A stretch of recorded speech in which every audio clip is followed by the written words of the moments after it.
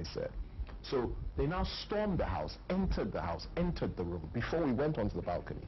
And my mother had hidden myself and my younger sister in their wardrobe, of all places. That's where she hid us.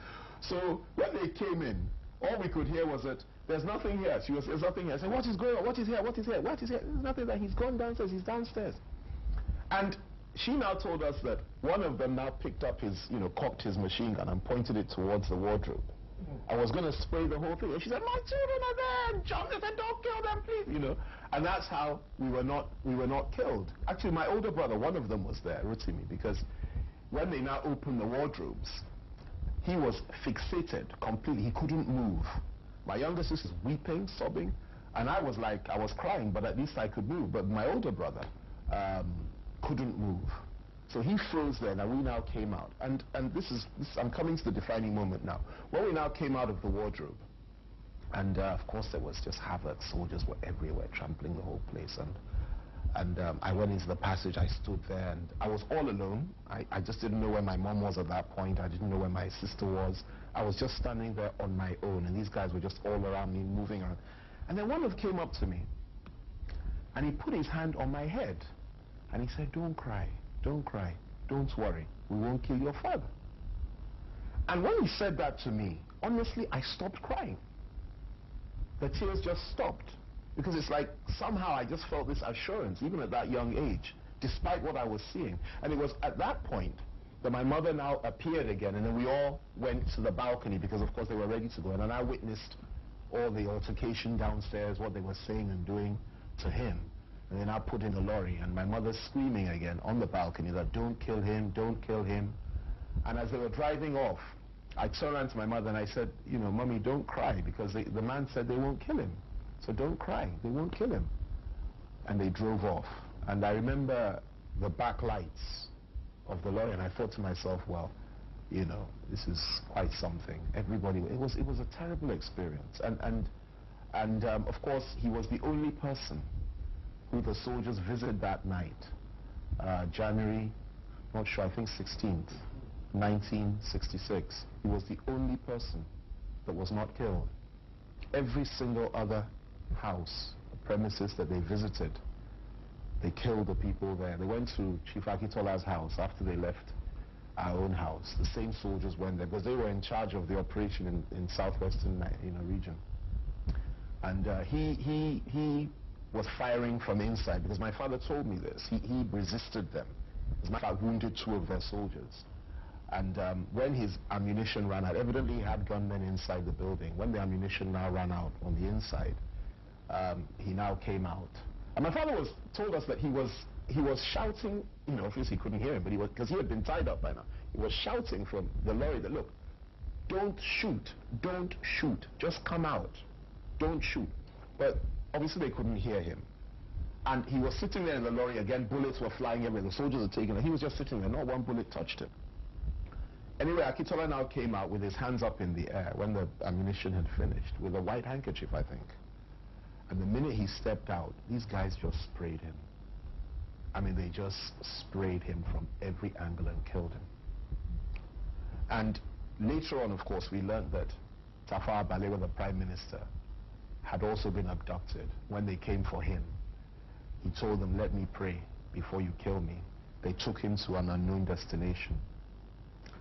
They allowed him to pray, and then they killed him, and then they mutilated him.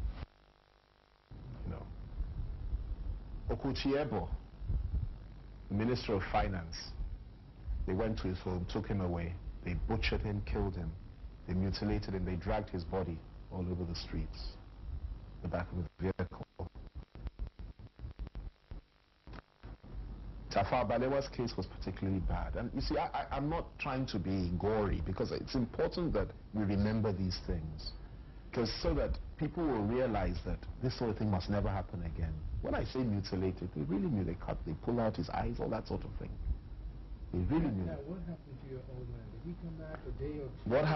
What happened was very interesting, because as the situation was unfolding, we got a clear picture of what was happening all over the country. And like I said, everybody, Ademulegun, who was the number 2 in the Nigerian military, was up in Ibadan, in Kaduna at the time. They went in, they stormed the place. He had an 8-month-old pregnant wife in bed with him. They butchered the wife, they butchered him. They did the same to Washpam. They did the same to so many other people. Mai Malari, Zach Mai Malari, the highest ranking, I think, Northern Army officer of the day. They butchered him in Lagos. The same people that killed him went to his cocktail the night before to celebrate with him.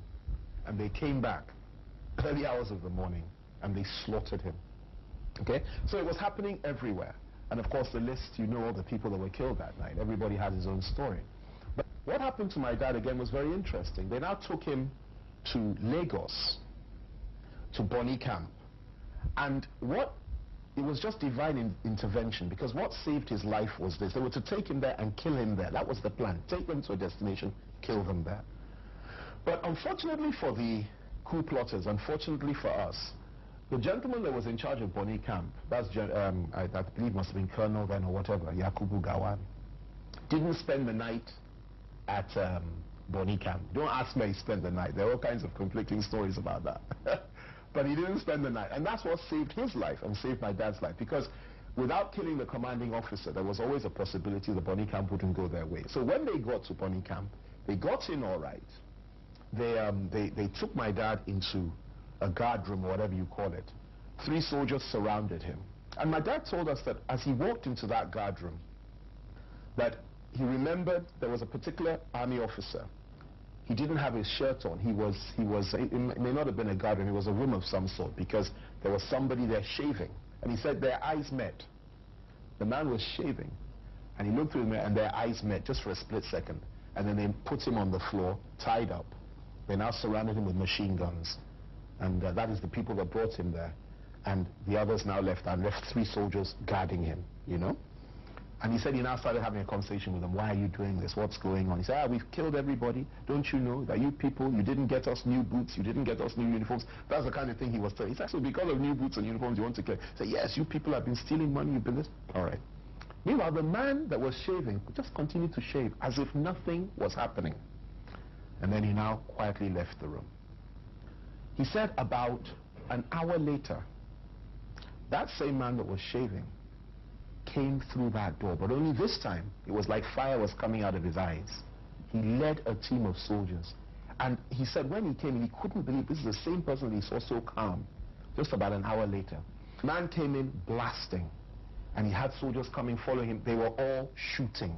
Meanwhile, the ones that were guarding him turned, or rather kept him in custody, turned their guns around to, face the oncoming fire. So they also returned fire. And he said there he was in the middle of the room once again, just sitting there tied up.